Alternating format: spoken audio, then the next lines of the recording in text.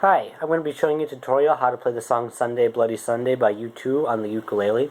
First off, I should say that I have a ukulele that is tuned with a low G string. If you don't have a ukulele with a low G string, or you don't have low G strings on your ukulele right now, you're going to want to get some. Otherwise, this tutorial really won't sound right. Another thing I should mention is that when you're playing the song, if you want to play it along to the way it was actually recorded, you need to tune your ukulele a half step down. And then you'll just play it exactly like I'm showing to you, but it'll just be a half step down. But I'm playing mine in standard tuning right now, just for a little bit of simplicity. So otherwise it's regular tuning with the low G, C, E, and A. And I'll just go right into it. I'm going to play the intro and the verse, and I'll just play it to you first, and then I'll break it down.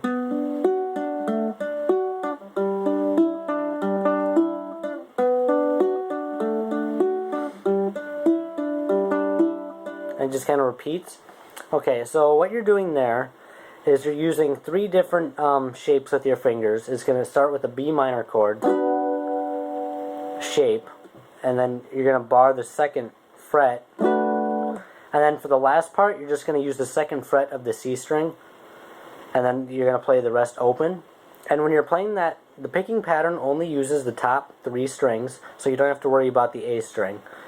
And I'll just kind of show it to you real slow, and then I'll break down exactly what I'm doing.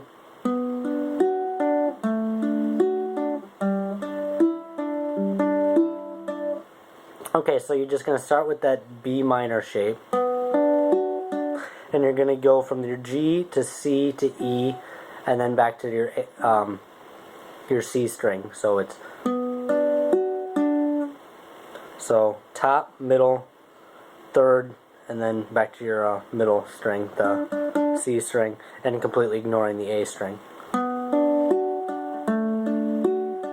you're going to go from B, and then you're going to go from barring, from that to barring the, so you're just going to lift up your ring finger off the 4th fret, however you play B minor. So the only thing that changes between that part is going from the 4th fret to the 2nd fret on that top string. And then you're going to go to your just the 2nd fret of the C string, so you're going to place G and E open.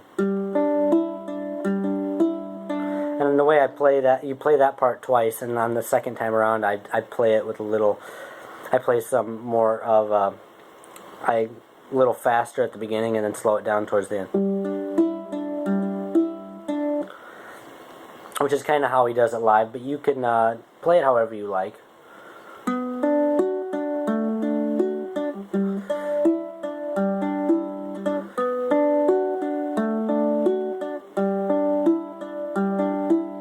That's basically the only pattern throughout the intro and the verses.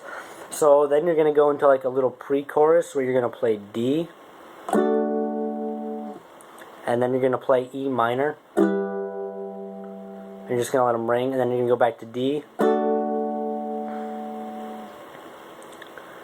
And then you're going to play a chord that I don't know the name of off the top of my head, but it's the 2nd fret of the A and the C string. I think it might be like an E7 chord or something. So it's basically a G chord if you just lift up your ring finger off the 3rd fret of the E string.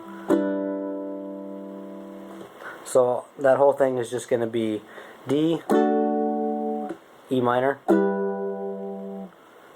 D, and then the last chord. And what you're doing, this is right before the chorus.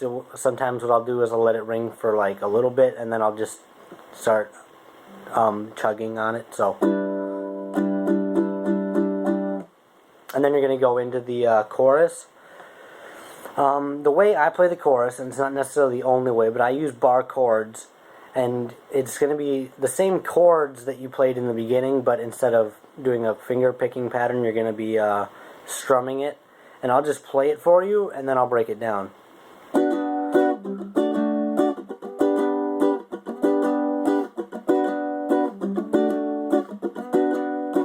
Oh, messed up there.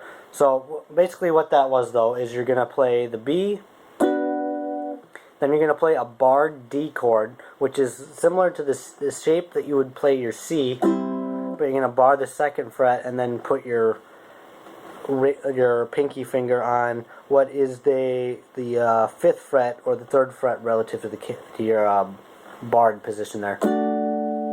So this would be regular D. This is barred D. And then you're going to play a barred G chord, which is your F shape, but you got your bar on the 2nd fret. So you got your B minor, D, then your G. So the way I do it is I do a lot of dead notes on it. So I kind of do a down up down, and then I do another down up down real fast. So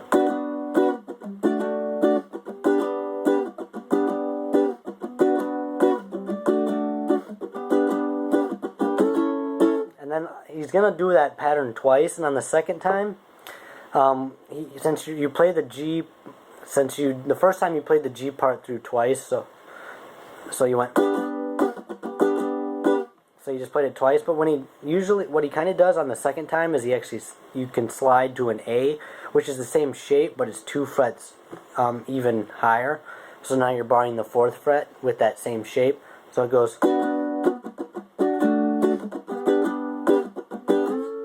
So I usually play it once, and then I play it the first time, and then I slide. So you play it once. So you just the one time, and then you play it the next 2 times, just sliding it over.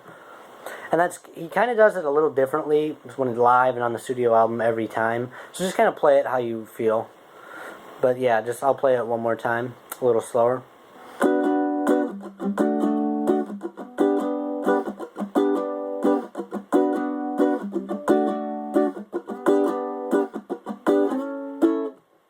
And that's basically the chorus, and that just repeats a couple of times. And the only other part in the song is really this little this bridge section, and I'll play it.